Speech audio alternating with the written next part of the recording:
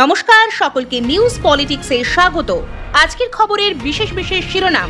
এখনো চলছে ইন্টারলকিং এর কাজ, বাতিল একাধিক ট্রেন, নাকানি চোবানি অবস্থা যাত্রীদের। প্রতি নিঃশ্বাসে বিষ, গ্যাস চেম্বারে বন্ধ হয়ে গেল স্কুল, জারি একাধিক নিষেধাজ্ঞা। বাঁটেঙ্গে তো কাটেঙ্গে, স্লোগান না পসন্দ, মহারাষ্ট্র জিততে মোদিতেই আস্থা অজিত পাওয়ারদের। ঋণের ওপর সুদের হার বাড়ালো এসবিআই, কোন কোন ঋণে এবার বাড়বে ইএমআই? চলুন বিস্তারিত শুনে নেওয়া যাক। ট্রেনের বিভ্রাটে নাকাল যাত্রীরা। বৃহস্পতিবার থেকে কর্ডলাইনের মশাগ্রাম স্টেশনে শুরু হয়েছে রেল লাইন সংযুক্তিকরণ করার শেষ পর্যায়ের কাজ। তার জেরেই বৃহস্পতিবার থেকে বাতিল হয়েছে অনেক মেল এবং এক্সপ্রেস ট্রেন। কর্ড এবং মেল লাইনে বাতিল করা হয়েছে অনেকগুলি লোকাল ট্রেন। দীর্ঘক্ষণ যাত্রীদের রেল স্টেশনে দাঁড়িয়ে থাকতে হচ্ছে। যে কটি ট্রেন চলছে তাতেও ভিড় হচ্ছে খুবই, পোহাতে হচ্ছে দুর্ভোগ। যাত্রীরা চাইছেন সময়সীমার মধ্যে কাজ শেষ হোক, স্বাভাবিক হোক রেল পরিষেবা। ঘন কুয়াশার সঙ্গে দূষণ, গোটা দিল্লি কার্যত ধোঁয়াশার চাদরে মুড়ে গিয়েছে। কিছু কিছু জায়গায় দৃশ্যমানতা কমে শূন্যে দাঁড়িয়েছে। ব্যাপক সমস্যা হচ্ছে যান চলাচলে, বিমানও দেরিতে উঠছে। দিল্লির রুটে অধিকাংশ ট্রেনই কমপক্ষে 2 ঘন্টা দেরিতে চলছে। বিষাক্তপুরী রাজধানী, শীত পড়তেই কুয়াশা নয় ধোঁয়াশার চাদরে ঢাকা পড়েছে দিল্লি। বাতাসের গুণমান ভয়াবহ রইল আজও। এই নিয়ে পরপর 3 দিন ভয়াবহ মাত্রায় রয়েছে দিল্লির বাতাসের গুণমান। বাতাসের গুণগত মান বা এয়ার কোয়ালিটি ইন্ডেক্স পৌঁছেছে 498-এ। বিশ্বের সবথেকে দূষিত শহরের মধ্যে দ্বিতীয় স্থানেই রয়েছে দিল্লি। এই পরিস্থিতিতে অনির্দিষ্টকালের জন্য প্রাথমিক স্কুল বন্ধ রাখার সিদ্ধান্ত নেওয়া হয়েছে।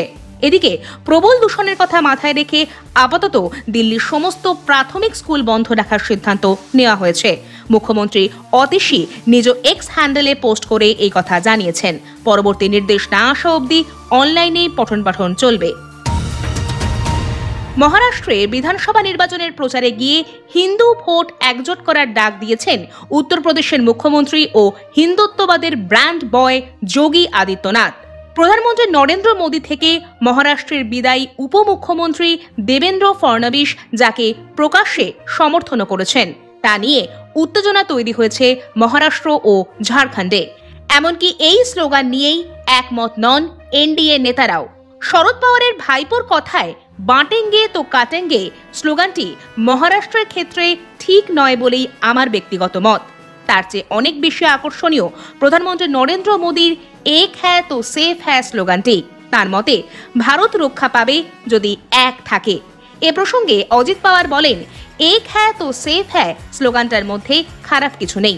এই নিয়ে কোনো সমালোচনা হতে পারে বলে আমার মনে হয় না। যদি আমরা একসঙ্গে থাকি তাহলে সবার ভালো হবে। বাঁটেঙ্গে তো কাটেঙ্গে কথাটা ঠিক নয়।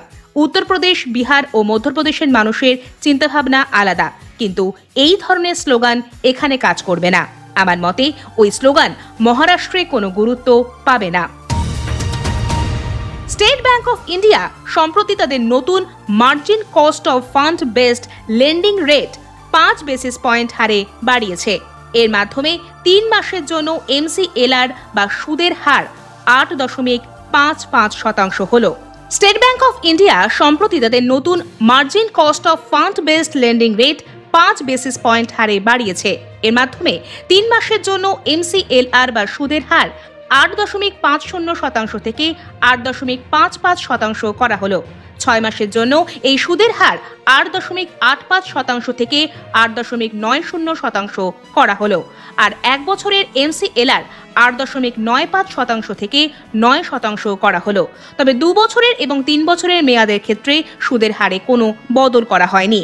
এখনো 2 বছরের জন্য এমসিএলআর রয়েছে 9.05% এবং 3 বছরের জন্য সুদের হার রয়েছে 9.10%। আজকের খবর এই পর্যন্তই। সকলকে ধন্যবাদ এতক্ষণ আমাদের সঙ্গে থাকার জন্য।